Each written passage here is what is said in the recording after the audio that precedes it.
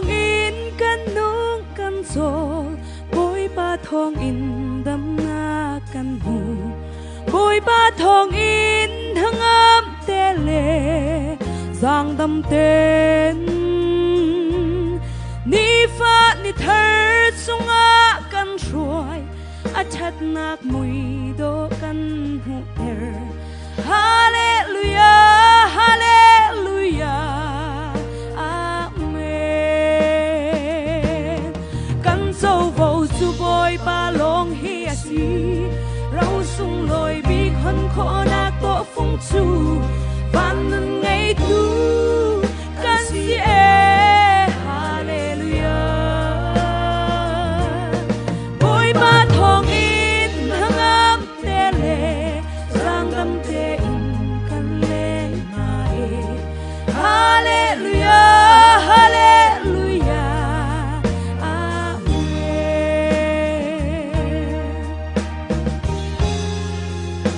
amen in tha lâu tha ngày tháng hát gì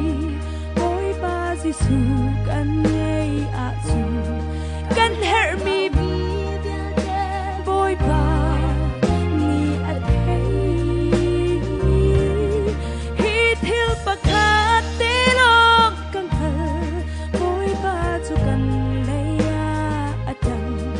kan chan bao lai lâu hoi chabi kan ngay kan châu vào su bôi ba long hi a si rau sung loi bi khăn khó na to phung chu van nun ngay tu kan si hallelujah bôi ba thong in hang am te le giang dam te in kan le na e hallelujah hallelujah amen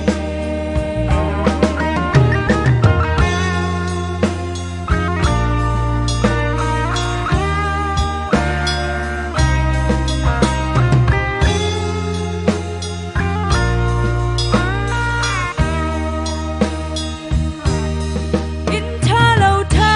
ngày lam hát gì bôi ba Giêsu kan ngay a chu kan her bao mi vial te bôi ba ni a thei hi thil pakhat te long kan hal bôi ba chu kan lei a dang kan chan bao lai lâu hoi chabi kan ngay kan sâu vào su bôi ba long hi a si rau sung loi bi khăn khó na to phung chu van nun ngay tu kan si hallelujah bôi ba thong in hang am te le sang dam te in kan le ma e hallelujah hallelujah amen kan châu vào su bôi ba long hi a si rau sung loi bi khăn khó na to phung chu van nun ngay tu kan si hallelujah bôi ba thong in hang am te le giang dam te in kan le ma e hallelujah hallelujah amen hallelujah hallelujah amen hallelujah hallelujah amen Kami laksa wi palit sa nakang pek-pek ko si